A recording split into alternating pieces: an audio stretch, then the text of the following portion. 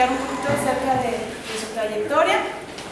Es originario del Distrito Federal y a grandes rasgos sobre su formación académica. Tiene una licenciatura en Historia por la Universidad Nacional Autónoma de México, una licenciatura en Historia, Departamento de Historia y Arqueología, por la Universidad de Madrid, ¿verdad? Una maestría en Letras, Historia Económica y Social, de la Universidad de Glasgow, Escocia. Pásale, por favor. Una maestría en Antropología Cultural de la Escuela de Educación Superior y un doctorado en Historia de América de la Universidad Complutense. Tiene varios diplomados en Historia del Arte, en Historia Social, en Historia Antigua y en general el doctor se ha desempeñado en algunas instituciones como director, como profesor y además que pertenece al sistema nacional de investigadores. Entonces es una presencia muy valiosa para nosotros, muchachos. Es importante que ustedes pongan atención y que participen, que expresen sus dudas y sus comentarios. Y bueno, vamos a comenzar. Gracias. Bueno, el ritual de los currículos siempre llama la atención, ¿no? Porque se trata como un poco de amedrentar al de frente. Como decir, el principio de autoridad está de este lado, no de este lado. Y así funcionamos normalmente. Pero bueno, gracias por venir. No sé si son clases normales para ustedes, yo creo que sí, ¿verdad?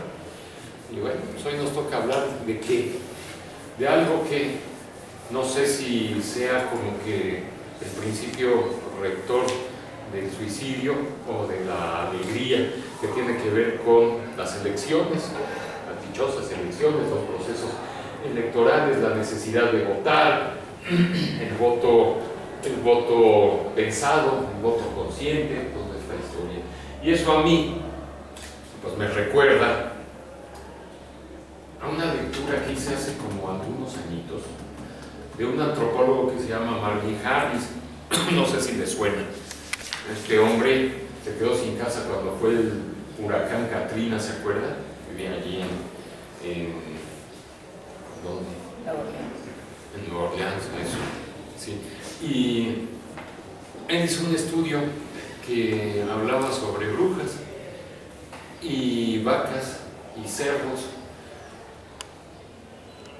y enfocaba cada uno de estos elementos desde el plano de la antropología para poder explicar ciertas conductas culturales que tenemos nosotros, los que pensamos de repente en la existencia de alguna bruja, nos comemos un cerdo, plan carnitas o lo que sea. Pero dejó su estudio a medio camino porque no terminó de ver las consecuencias de lo que él mismo escribía. Bueno, ¿qué escribía? Decía que en la Edad Media, por ahí del 1100 después de Cristo, por supuesto, los reyes de Francia veían el fenómeno de las brujas en términos de una suerte de capacidad de entender la presencia de los númenes, de los demonios y de las brujas desde tu propia forma de pensar, desde tu conciencia. Entonces, no es que las brujas estuvieran en la calle, sino que las brujas vivían en tu cabeza y se expresaban en tus sueños. Y en esa medida se generaba la discusión, se generaba la discusión en los colectivos de esa época sobre si soñar con brujas había que castigarlo, porque era participar ya del pecado que implica la brujería, ¿no? Y como los reyes de Francia decidieron de que no, que soñar con brujas no implicaba un castigo para que soñar, que no tenía consecuencia. Bueno, y él reflexionaba y decía, ¿y por qué en el siglo XV y en el siglo XVI los reyes españoles, los reyes, bueno, en aquel entonces no existía propiamente España, sino los reyes de Castilla, de Aragón, de León, ¿por qué esos reyes sí perseguían la brujería aunque la soñaras, aunque no se expresara materialmente? O sea, hay un cambio de mentalidades en ese sentido. Ahora la brujería tiene que ver con tu forma de pensar, con tu forma de soñar, con tu forma de entender tu mundo, pero desde un plano intimista. Entonces decía, ¿qué es lo que cambió? Bueno, aparte de la materialidad de un libro que es de un tal Spengler, que se llama El martillo de las brujas, aparte de eso, que era una especie de guía, escrito en lo que hoy sería, bueno, en lo que hoy sería Polonia, aparte de ese libro expresaba el criterio de las monarquías que controlaban Europa en aquel entonces. Y entonces la Inquisición tenía sentido porque tenía que perseguir a cuantos se les ocurra que tuvieran intuiciones sobre brujería o no tuvieran intuiciones sobre brujería. ¿Qué tiene que ver esto con las elecciones? Pues ya verán. Entonces, él decía, bueno, el proceso de los tribunales inquisitoriales pues, implica un control enorme de la sociedad, ¿no? Como hoy podemos tener a la policía en la calle o al ejército con las metralletas y los cañones de 16 milímetros para tumbar aviones MiG de combate, y ahí andan por la calle metiéndonos miedo, pero dicen así se controlan las cosas. Y yo estoy en desacuerdo. A mí me parece que en la medida en que existía un tribunal de la Inquisición y en la medida en que ya se castigaba incluso el sueño que tuviera sobre brujas, quería decir que había muy poco control sobre la población. Era todo lo contrario a lo que decía Marvin Harris. A mí me parece que lo que es elemental es que en la medida en que el Estado necesita controlar las cosas a punta de represión, a punta de vigilancia, a punta de ejercer su poder sobre ese control de las cosas, es que tiene las cosas muy sueltas. Y la mejor demostración era que la Inquisición, cuando viene a América, se tiene que dividir en dos grandes fórmulas. Una es el Santo Oficio y el otro lo que se llamaba el Tribunal de Indios, ¿no? Nosotros hemos leído mucha mitología, digo mitología aunque parezcan libros de historia, en donde se habla del Tribunal de la Inquisición implantado pues, en Nueva España, por ejemplo, ¿no? Entonces te dicen, no, es que se tenía eso, un control enorme de la gente y los quemaban y por aquí y por allá, ¿no? Si ustedes piensan en ese tribunal de indios, se darán cuenta de que la Inquisición no actuaba sobre lo que nosotros llamamos indígenas. Antes les llamaban indios porque estaban en las Indias, ¿se acuerdan? Las Indias occidentales, las Indias orientales, por tanto eran indios los que vivían ahí. Entonces, ese control supuestamente implicaba que el Santo Oficio se hubiera dividido para trabajar con el Tribunal de Indios y con los blancos que habían llegado de Europa, ¿no? Como los irlandeses que se colaban, algún protestante, etc. Entonces iba dirigido ese tribunal para este tipo de gente. Y yo digo al contrario. Dado que existe eso, es porque había una suerte de levantamiento permanente, al menos en la conciencia de esos indios, que básicamente serían indígenas que vivían ya en los desarrollos urbanos de lo que sería Nueva España. Entonces la necesidad de crear las instituciones implica un descontrol dentro del rango que se pretende regular. Eso es lo que tiene que ver con lo que vamos a hablar aquí del IFE antes, ahora INE, ¿cómo se llama el otro? El CEPAC, todas estas cosas. Cuando tenemos que construir una institución enorme, con unos gastos brutales en términos de lo que es nuestro país en cuanto a desarrollo económico, pues decimos, ¿qué pasa? ¿Que estamos garantizando las elecciones o es precisamente todo lo contrario? Que se necesita crear una estructura institucional del Estado para poder precisamente controlar las trampas, los ingenios para brincarse la ley, todo este tipo de cosas. Si no, no existiría el INE o no existiría el IFE cuando antes se llamaba así. Es una, en principio, suerte de vergüenza para la nación. Es decir, necesitamos construir una institución de ese pelo, de ese calibre presupuestal para controlarnos las manos, porque después hacemos trampas, y saben todas las trampas que hay, ¿no? Que si el carrusel, que si el semáforo chino, que toda esa estructura mental que se ha creado en relación a las elecciones, porque hemos vivido históricamente un proceso de fraude electoral desde que inauguramos lo que llamamos democracia. Les comentaba yo el otro día en otra universidad de que la democracia es una metodología para llegar a un proyecto ideológico.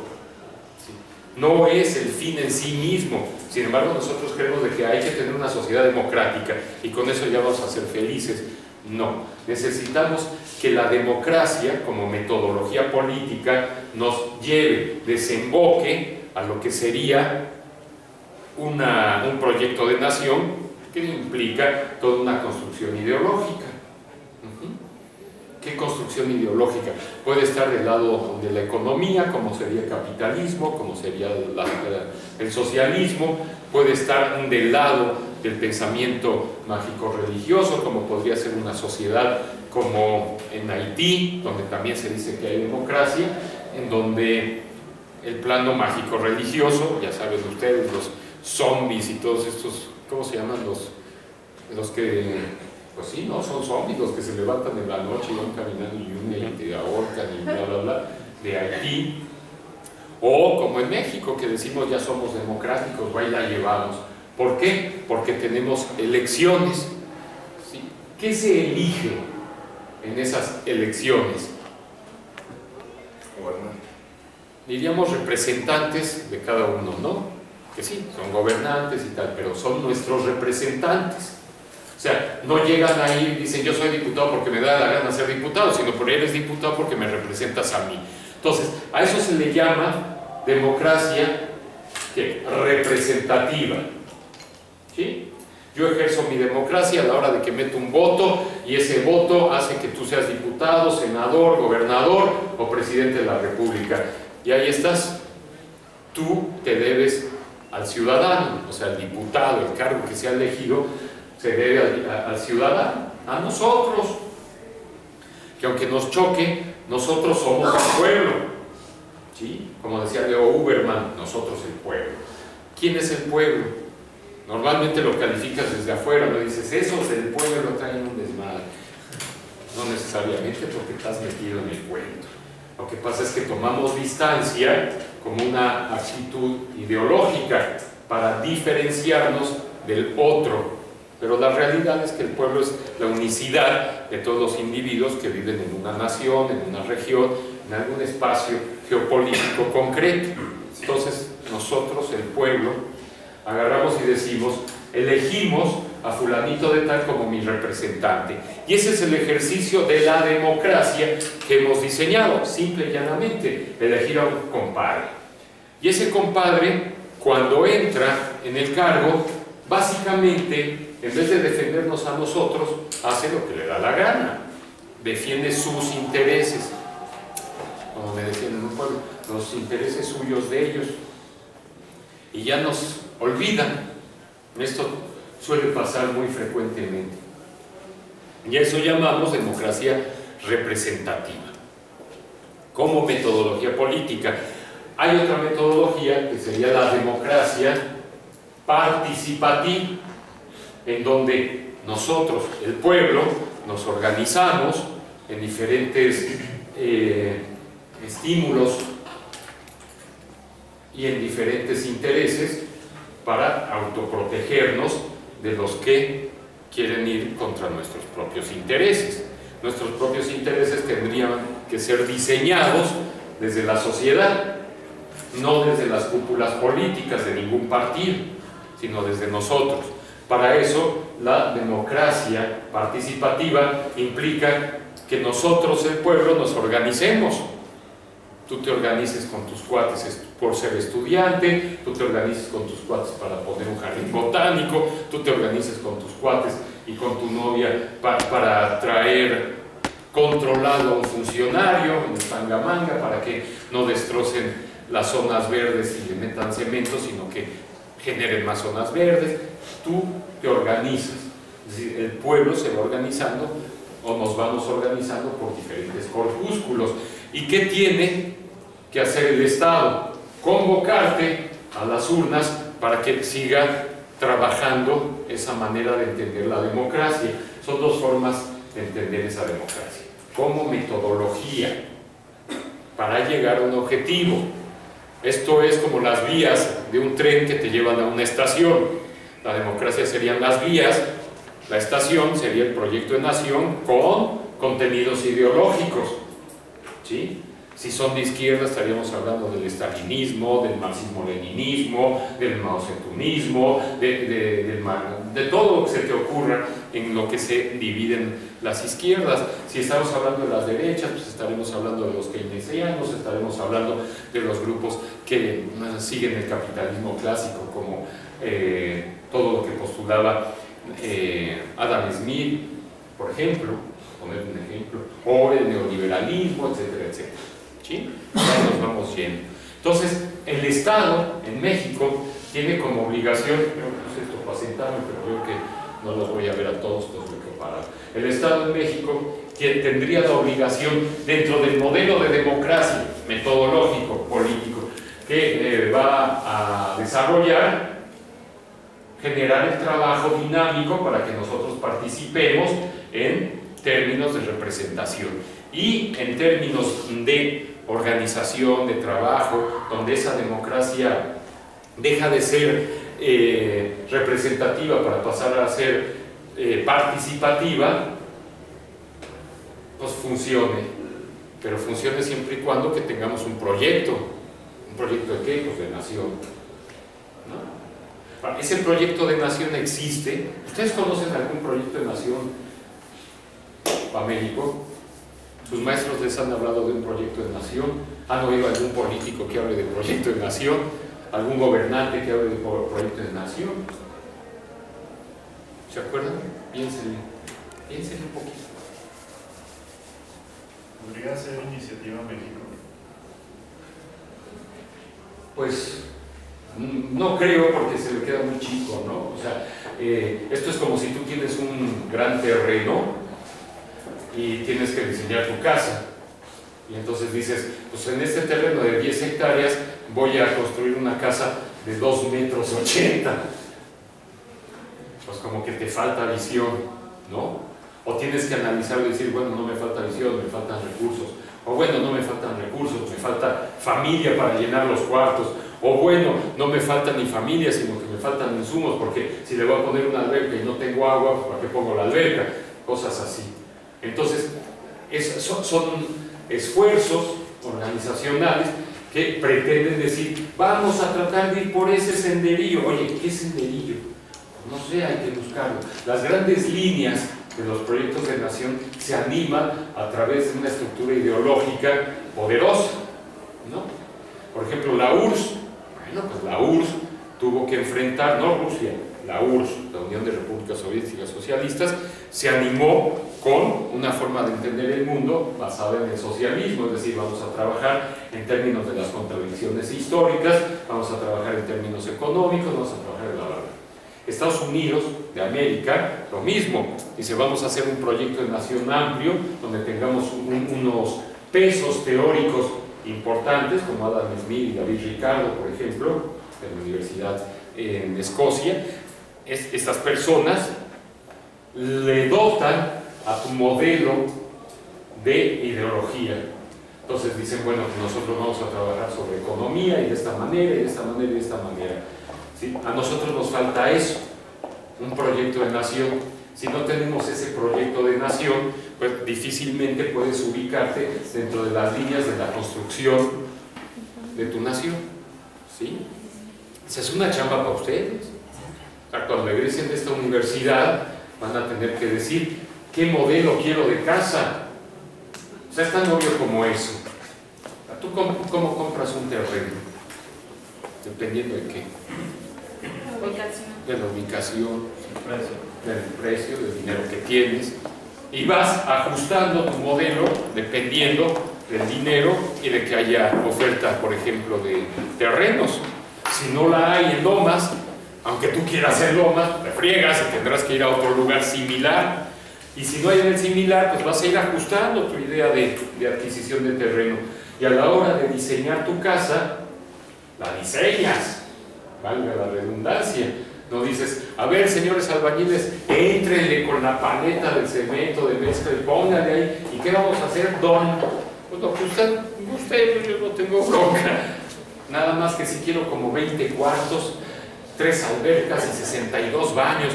Oye, ¿para qué quiere 62 baños? ¿Que usted, su familia, son 62 integrantes? No. Entonces, ¿para qué quiere los 62 baños?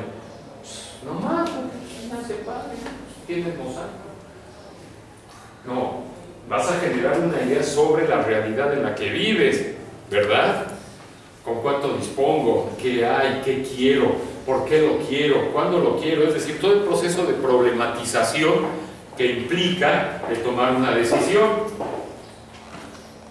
Aquí todos tienen novia, más o menos, y tu novio, o no, ya no sé, ya aquí todos se baten para todos lados. ¿Tienen novios? Digo, novios o novias. ¿Tienes? Sí tienen. ¿Tú te planteaste un modelo de novio? Tú dijiste, mira, yo quiero un pelado así. ¿Sí? ¿Sí? ¿Y lo conseguiste? Sí. Bueno, ¿tú? Aún no llega, como dice tu caballero dorado, bla, bla, bla. ¿Tú tienes la idea de una novia? O sea, tengo novia. Tienes novia, pero no tenías un proyecto de novia. O sea, conforme me fue cayendo, dijiste, es simpática, linda, coqueta, ojitos bonitos y todo el cuento. Y te le arrimas. Venga, chepa acá. Bueno, entonces, hay unos que tienen un modelo y hay otros que, bueno, hay unos que no tienen un modelo y otros que sí tienen un modelo. Tú puedes estar satisfecha con tu modelo, pero hay que no te falle en algo porque se te cae el mundo, ¿verdad? Ojo, porque tú puedes estar proyectando lo que tú eres en el de enfrente y no ves lo que es el de enfrente, sino que estás viendo un reflejo de ti. Cuidado con los modelos, pero se necesita el proyecto. En cambio, el compañero no tiene proyecto y no se genera expectativas. Las va generando conforme desarrolla su relación, pero no las genera a priori, no trae proyecto. Entonces dice, a mí no me pueden desengañar. Como no traigo un proyecto, no genero expectativas, y si fallan las expectativas que hubiera generado, me sentiría yo muy mal, me frustraría. Pero en ese sentido dice, pues no hay bronca, vamos a llevar una relación y hay que vaya caminando con un lado para el otro, qué bonito se va construyendo. Bueno, esto es lo que hicimos en México. Dijimos, no nos hagamos expectativas. ¿Por qué? Porque antes nos las habíamos hecho, como tú, en el siglo XIX. Y agarramos y dijimos, nuestro modelo ideológico pues es Francia, la Revolución Francesa, Napoleón, enciclopedismos, ilustración, todo eso es marco teórico. Y dijimos los franceses, yo quiero ser como esos señores. Quiero traerme ese modelo a lo que va a ser mi país. Esto les llamamos los liberales. Pero ¿qué ocurre? Pues que estos señores nos invaden. Y entonces dice Edmundo Gorman, un historiador, filósofo que ya murió, agarra y dice, tenemos un trauma. México, el trauma de su historia. ¿Por qué es el trauma? Pues porque habíamos generado una idea, la idealización de un modelo, y luego ese modelo pues se nos fue cayendo a pedazos. Dejamos a los franceses y nos fuimos con los Estados Unidos. Entonces hoy nuestro modelo, bueno, no hoy, sí, estoy hablando del siglo XIX, nuestro modelo ahora son los Estados Unidos. ¿Sí? Es el pensamiento de la época, el pensamiento liberador, reivindicador, revolucionario incluso. Ellos salen de la independencia, rompen con la metrópoli, así como nosotros, tienen su idea, generan una federación, tienen estados. Yo quiero ese modelo. Los liberales nos vamos sobre ese modelo. Y nos invade el modelo, ¿no? Ya llegamos por Veracruz y, a ver, échame la lana. No, pues está bueno, mi rey. Entramos a otro trauma. Nos quedamos pasmados, porque nuestro modelo nos está engañando, según nosotros. El modelo funciona como el modelo se describe a sí mismo, pero nosotros no entendimos el modelo. Nos sujetamos a él desde un plano absolutamente subjetivo y nos desengañó. Y a partir de entonces, siglo XX y lo que estamos ahora, decimos, mejor no hago proyecto de nación, porque en cuanto la haga me va a volver a pasar lo mismo. ¿Sí? Hasta que llega Salinas, y Salinas, ¿te acuerdan de Salinas? Bueno, ahora han oído de él, ¿verdad? Le llamaban el orejóptero. Bueno, Salinas de Gortari agarra y dice, no, vamos a adoptar el modelo neoliberal. Bueno, es un modelo ideológico que estaba en boga en esa época y sigue medio estando en boga. Lo que pasa es que en 2008 hubo un derrumbe de la economía capitalista y entonces los capitalistas de Adelis dijeron, ups, tenemos problemas con el modelo ideológico, que está fallando dentro del capitalismo que nos ha llevado a esta desgracia, a este caerse el sistema capitalista, su modelo capitalista, 2008. Ajá. Entonces, mientras se decía, no, pues estamos a todo dar con el modelo capitalista, pues resulta que se nos cae toda la economía capitalista y tenemos que empezar a rescatar bancos en Estados Unidos, inmobiliarias, todo lo que se te ocurra, que estaba generando una suerte de economía casi paralela a la realidad. Dicho sea de paso, estaríamos hablando de una economía esquizofrénica. Yo te digo, el modelo de consumo es el mejor, pero no tengo dinero para consumir, no hay bronca, te lo presto. Ya me lo prestaste, sí, qué padre, consume. Ya consumí, pues ahora págame. Bueno, pues no tengo cómo pagarte porque ya consumí y todo lo debo. Pues te cobro. ¿Y con qué? Con lo que consumiste. Entonces compraste casas, compraste coches, lo que sea, pues viene para acá. ¿Qué es para acá? Para los bancos. Y mientras la sociedad se hunde, los bancos crecen. Esto no lo dice Lenin, lo dice hasta el propio Obama, hablando del siglo, hablando de la década pasada, de los años pasados. Bueno, entonces en México nosotros nos encontramos con que en vez de estar construyendo modelo de nación, construyendo proyecto de nación, construyendo una suerte de estructura ideológica muy hecha para nosotros los mexicanos, pues resulta que nos volvemos a medio ascribir a lo que va saliendo. Y entonces nuestros gobernantes pues van dando bandazos para un lado, para el otro. ¿Y quién tiene que pagar esos bandazos? Pues nosotros, el pueblo. A ustedes les puede ir bien, vienen al Tecnológico de Monterrey, estudian aquí, no pasa nada, después salen y se pueden ir a un restaurante, echar una carnita, pasársela bien, el cine, irse a comprar un traje, una corbata de marca. A lo mejor no hay bronca, no lo sé. ¿Sí? Pero la mayoría de la gente en este país no puede hacer eso.